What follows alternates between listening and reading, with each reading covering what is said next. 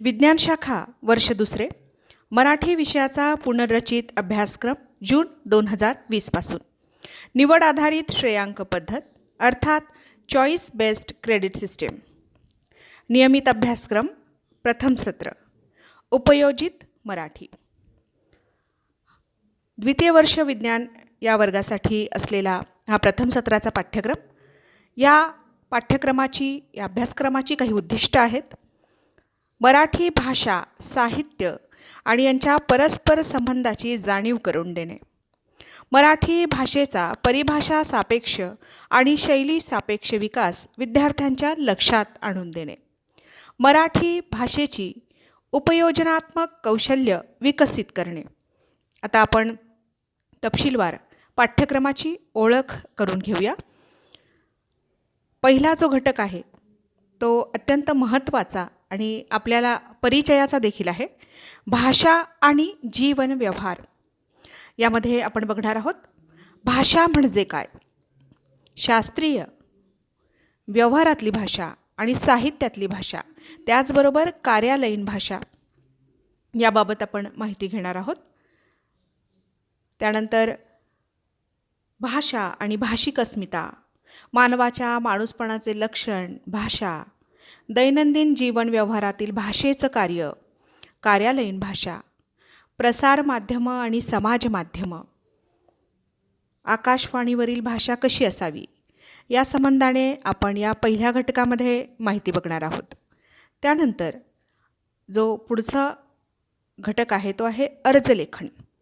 अर्जलेखन हा शब्दही आपल्याला परिचित आहे आणि आजवर आपण अनेक कारणांसाठी विविध कार्यालयांमध्ये विविध पदाधिकाऱ्यांना अर्ज देखील केले असतील, परंतु अर्जाचे प्रकार आणि अर्ज करण्याची एक शास्त्रीय पद्धत असते, त्या पद्धतीने आपण इथे माहिती बघणार आहोत.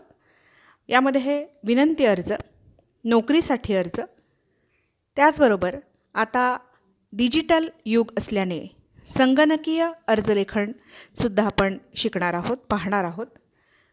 युनिकोडमधून मायक्रोसॉफ्ट वर्डमध्ये अर्ज कशा प्रकारे करता येतो त्याबाबतही आपण माहिती बघणार आहोत.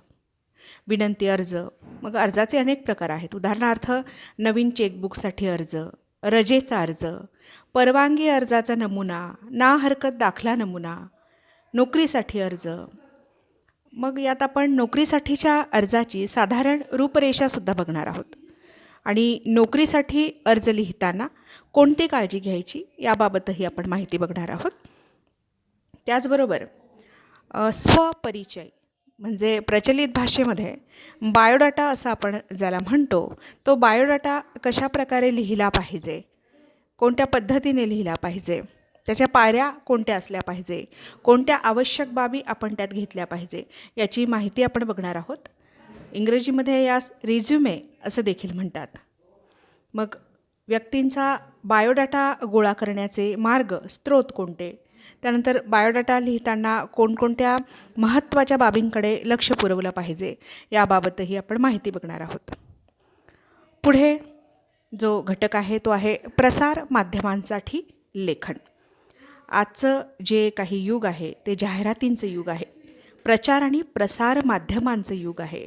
तर ह्या युगामध्ये वेगवेगळे सोशल प्लॅटफॉर्म्स आपण वापरत असतो. मुद्रित साधनं आहेत, दृकश्राव्य साधनं आहे. यामध्ये लेखन करताना कोणते बारकावे पाहिले पाहिजे याबाबत विचार आपण या घटकामध्ये करणार आहोत. यामध्ये वृत्तपत्रासाठी लेखन, नभोवाणी यासाठी लेखन, नभोवाणीलाच आकाशवाणी असंही म्हटलं जातं, चित्रवाणी, माहितीपटासाठी संहिता लेखन, महाजाल ब्लॉग लेखन, नवसमाज माध्यमांसाठी लेखन म्हणजे नवसमाज माध्यमांचे काही उदाहरणं द्यायची झाली तर फेसबुक आणि ट्विटर जी तुम्हीसुद्धा आता वापरत आहात. पावलोपावली माणसांना काळानुरूप जो बदल झाला तो स्वीकारावा लागत आहे आणि त्यानुसार ही माध्यमं वापरावी लागत आहेत. महाजाल याला ब्लॉग असं म्हटलं जातं. ब्लॉग हा शब्द तुम्ही ऐकला असेल. नवसमाज माध्यमांसाठी लेखन, फेसबुक आणि ट्विटरवर आपण करू शकतो. यामध्ये आपल्याला काय बघायचं आहे तर वृत्तपत्रीय लेख लिहिताना कोणती काळजी घ्यावी, वृत्तपत्र लेखासाठी, स्तंभलेखनासाठी कोणते विषय हाताळले पाहिजे, नभोवाणीसाठी लेखन करताना नभोवाणीची भाषा, त्यानंतर आकाशवाणीवरील भाषण लिहिताना कोणती काळजी घ्यावी, चित्रवाणी आणि माहितीपटासाठी संहितालेखन कसं करतात, ब्लॉग पोस्ट म्हणजे काय, ब्लॉग पोस्टची रचना काय असते, ब्लॉग पोस्टचा हेतू काय असतो, याबाबतही आपण माहिती बघणार आहोत. त्यानंतर फेसबुक आणि ट्विटर कसं हाताळलं पाहिजे, कोणती पथ्य पाळली पाहिजे, कोणत्या गोष्टी टाळल्या पाहिजे हे हाताळताना, याबाबतही आपण तपशीलवार माहिती बघणार आहोत. त्यानंतर या उपयोजित मराठी विषयाचा अभ्यास करताना कोणती संदर्भ पुस्तके आपण वापरली पाहिजे त्याची एक यादी इथे दिलेली आहे. त्यात व्यावहारिक मराठी पाठ्यपुस्तक आहे, डॉक्टर कल्याण काळे व डॉक्टर द दिपुंडे लिखित व्यावहारिक मराठी हे पुस्तक, ल.रा. नसीराबादकर आणि फडके लिखित व्यावहारिक मराठी हे पुस्तक, व्यावहारिक मराठी नावाचं डॉक्टर गोविलकर, डॉक्टर पाटणकर यांनी लिहिलेलं पुस्तकही उपयुक्त आहे.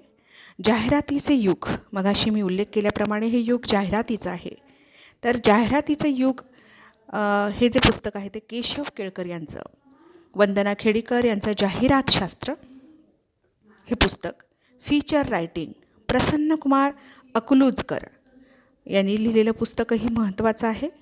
मराठी लेखन मार्गदर्शिका यास्मिन शेख, सृजनात्मक लेखन आनंद पाटील, व्यावहारिक आणि उपयोजित मराठी डॉक्टर मनोहर रोकडे, बातमीची कार्यक्षेत्रे यशवंतराव चव्हाण महाराष्ट्र मुक्त विद्यापीठ नाशिक.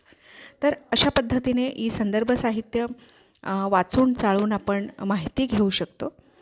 अशा प्रकारे आहे द्वितीय वर्ष विज्ञान प्रथम सत्राचा पाठ्यक्रम. धन्यवाद.